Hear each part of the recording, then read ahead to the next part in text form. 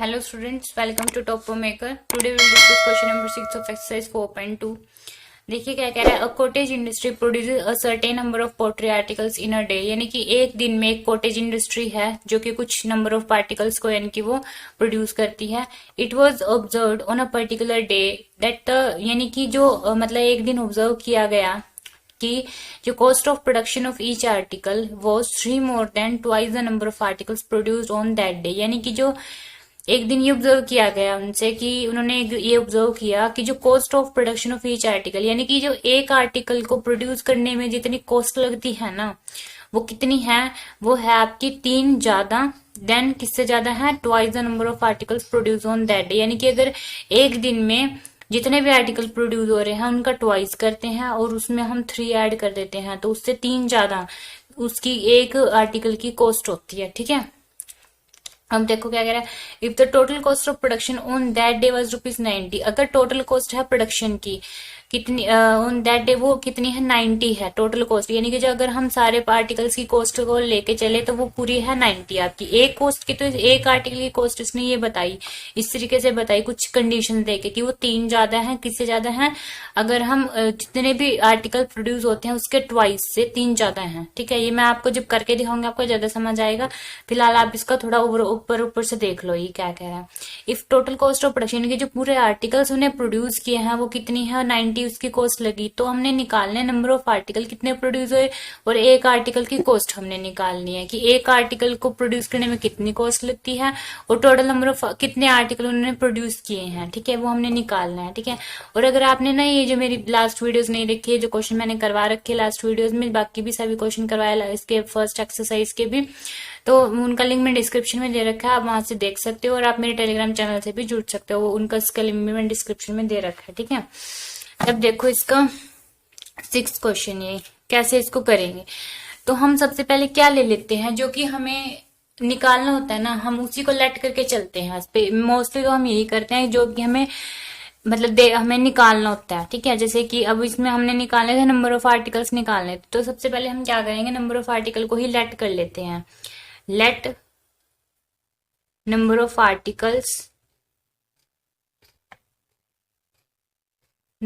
Articles produce, आपको exam में बिल्कुल सेम टू सेम ऐसे लिख के आना जैसे मैं लिख रही हूँ यहाँ पे. ऑन दैट डे आपको फुल मार्क्स मिलेंगे इससे. ठीक है, और देखिए let number of articles produce on that day, यानी कि उस दिन जो नंबर ऑफ आर्टिकल प्रोड्यूस हुए वो हमने निकालने हैं. तो वो हमने मान लिए x, हमने लेट कर लिया वो x है. और दूसरा हमने निकालना था कॉस्ट ऑफ ईच आर्टिकल, एक आर्टिकल की कॉस्ट कितनी है. लेकिन इन्होंने कंडीशन में दे रखा है ना, मैंने बताया था अभी, देखो cost of production of each article की कितनी थी, 3 ज्यादा थी. किससे ज्यादा थी, 3. वो ट्वाइस करते हैं अगर तो उसका नंबर ऑफ आर्टिकल जो कि प्रोड्यूस होते हैं एक दिन में. ठीक है, तो देखो कैसे करें. अब नंबर ऑफ आर्टिकल प्रोड्यूस होते हैं एक दिन में कितने, x, तो हमने उसका ट्वाइस लेना था, ट्वाइस ऑफ x हो गया, प्लस उससे 3 ज्यादा. ठीक है, ये तो आपकी कॉस्ट हो गई ईच आर्टिकल की, यानी कि एक जो दिन में जो नंबर ऑफ आर्टिकल प्रोड्यूस हो रहे हैं उसका अगर हम ट्वाइस करते हैं और उसमें हम 3 और जोड़ देते हैं तो आपके पास कॉस्ट ऑफ ईच आर्टिकल आता है, जो क्वेश्चन में दे रखा है ये कंडीशन यहाँ पे. ये देखिए 3 more than twice the number of article produce on that day. ठीक है, अब क्या दे रखा है कि जो टोटल कॉस्ट ऑफ प्रोडक्शन है, जो टोटल कॉस्ट ऑफ प्रोडक्शन है वो इन्होंने दे रखी है, वो इन्होंने दे रखी है 90. लेकिन अभी हम 90 नहीं लिखते हैं, हम क्या करते हैं, देखो टोटल कॉस्ट ऑफ प्रोडक्शन का फॉर्मूला देखो सबसे पहले तो क्या बन सकता है. अभी अगर आप अगर ये तो कॉमन सेंस की थोड़ी सी बात मैं आपको बता देती हूँ. जैसे अगर आपके पास क्या है कि अगर आपके पास कुछ आर्टिकल हैं तो आपको ना पूरी कॉस्ट निकालनी है कि मान लो अगर आपके पास 5 आर्टिकल हैं, टोटल आपके पास 5 आर्टिकल आपने प्रोड्यूस किए हैं. ठीक है, और आपने निकालनी है कि उन 5 आर्टिकल की, अगर आप 5 आर्टिकल की निकालना चाहते हो कॉस्ट की, 5 आर्टिकल को बनाने में आपको कितना पैसा लगा, कितनी कॉस्ट लगी आपकी. ठीक है, वो आपको निकालना है. लेकिन फिर आप कैसे निकाल लोगे, अगर आपको एक आर्टिकल की पता है, अगर एक आर्टिकल की पता, मान लो एक आर्टिकल की जो कॉस्ट है वो है 6 रुपए. ठीक है, बनाने में, तो हम उसको मल्टीप्लाई करेंगे. टोटल कितने आर्टिकल थे, 5 आर्टिकल थे, तो कितना हो गया 6 5 30, तो ये तो टोटल कॉस्ट हो गई ना. पांचों आर्टिकल की कितनी कॉस्ट हो गई 30, क्योंकि एक आर्टिकल को बनाने में तो 6 रुपए लग रहे थे, ठीक है। और टोटल आर्टिकल कितने थे 5 थे, तो हमने मल्टीप्लाई कर दिया 5 से, तो हमारे पास टोटल कॉस्ट आ गई 30 की, हमें पांचों आर्टिकल बनाने में 30 रुपए लगेंगे, ठीक है। तो ऐसे ही यहाँ पे करना है कि जो टोटल कॉस्ट ऑफ प्रोडक्शन है ना, फिर हम यहाँ लिखेंगे कि जो वो किसकी इक्वल होगी, नंबर ऑफ आर्टिकल जो प्रोड्यूस हुए हैं, नंबर ऑफ आर्टिकल जो कि हम प्रोड्यूस करेंगे, और जो कॉस्ट है ईच आर्टिकल की, जो यहाँ पे 6 रुपए है। एक आर्टिकल की कॉस्ट कितनी है वो लिखनी है, मल्टीप्लाई करनी है आपस में ये दोनों को, और जो टोटल नंबर ऑफ आर्टिकल्स जो कि प्रोड्यूस हुए हैं, ठीक है, ये कॉस्ट टोटल कॉस्ट हो जाएगी आपकी प्रोडक्शन की, ठीक है।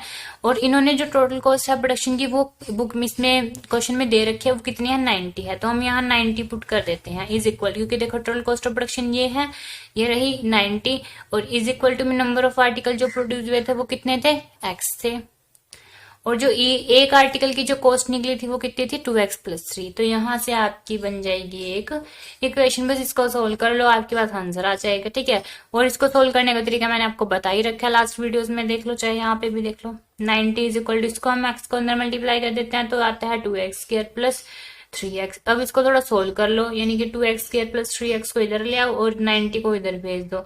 उसके बाद 2x² + 3x और इधर 90 को हम इधर ले आते हैं इज इक्वल टू 0। फिर हम क्या करते हैं, यहाँ देखो 90 है, अब 90 को थोड़ा सोल्व कर लेते हैं, क्योंकि हमें क्या करना होता है यहाँ पे, देखो 90 और 2 है, जैसे अब देखो इसमें से कॉमन तो कुछ नहीं आएगा, क्योंकि यहाँ पे 2 है, यहाँ पे 90, चलो यहाँ से तो कॉमन आ जाए, लेकिन 3 से कॉमन नहीं आएगा ना, 3 को तो हम तोड़ नहीं सकते फैक्टर्स में। तो हम क्या करते हैं, इसका बस सीधा सीधा सीधा क्या कर लेते हैं कि इसका 2 कोफिशिएंट, इसका एक्स का कोफिशिएंट ले ले 2, इसका कोफिशिएंट ले ले 90, अब मल्टीप्लाई कर दो कितना आएगा 180, ठीक है 180 आ गया। अब 180 को फैक्टर्स बनाने पड़ते हैं, 180 के क्या फैक्टर्स बनाने हैं आपको, ऐसे फैक्टर बनाने हैं जिनको मल्टीप्लाई करके तो 180 ही आए, लेकिन प्लस करके या फिर माइनस करके क्या आए, ये वाली बीच वाली टर्म आनी चाहिए। तो हम इसको चलो स्टार्ट करते हैं, फिर इसके फैक्टर बनाने 2 9 18 होते हैं, ठीक है। फिर जब 2 फिर दोबारा जाएगा 2 पे 2 तो 45 आएगा, फिर ये 3 पे जाएगा, फिर यहाँ में 15 आएगा, 3 15 3 45 होते हैं ना, फिर 3 5 15, फिर 5 1 5, ठीक है। अब इसके फैक्टर देखो कैसे बनेंगे, अगर हम क्या करते हैं 5 3 15 कर देते हैं, ठीक है, ये तो आ गया 15, फिर 3 2 6 और 6 2 12, अगर हम यहाँ से इन तीनों को ले 12 आता है, और इन तीनों को ले लास्ट वालों को तो 15 आता है। और अगर 15 और 12 को अगर हम आपस में मल्टीप्लाई करते हैं ना, तो आपके पास क्या आता है 180 आता है, ठीक है 180 आ जाएगा। और 15 और 12 को ऐसे हम कैसे लिखेगी 3 आ जाए, कैसे लिख सकते हैं, 15 में से 12 माइनस कर दो 3 आ जाएगा ना, 15 - 12 3, तो ठीक है बन गए फैक्टर 180 के। यहाँ पे देखो अब देखो यहाँ से अब देखो क्या करेंगे, इसमें इक्वेशन बन रही थी यहाँ तक आपकी 2x² + 3x था, माइनस का 90 था ना, 90 था इज इक्वल टू 0। अब 2x² प्लस यहाँ से हम 15 - 12 इसको लिख सकते हैं, 3 को ऐसे x लिख दिया बाहर, -90 इज इक्वल टू 0। अब क्या करो, बस सोल्व कर दो, 15 को x के साथ मल्टीप्लाई करो, फिर 12 को x के साथ मल्टीप्लाई करो, -90 इज इक्वल टू 0। फिर मैंने बता रखा इसमें से कॉमन लो, इसमें से कॉमन लो, पहले वाले टर्म्स में से और लास्ट वाली 2 टर्म्स में से कॉमन लेते हैं। तो यहाँ से कॉमन सिर्फ x आएगा, तो x कॉमन ले लो, अंदर बचेगा 2x प्लस यहाँ बचेगा 15, यहाँ से x कॉमन लिया था ना, फिर माइनस। अब यहाँ से देखो 90 को कैसे लिख सकते हो आप, 90 को लिख सकते हो 15 × 6, 15 6 90 होते हैं, 15 × 6।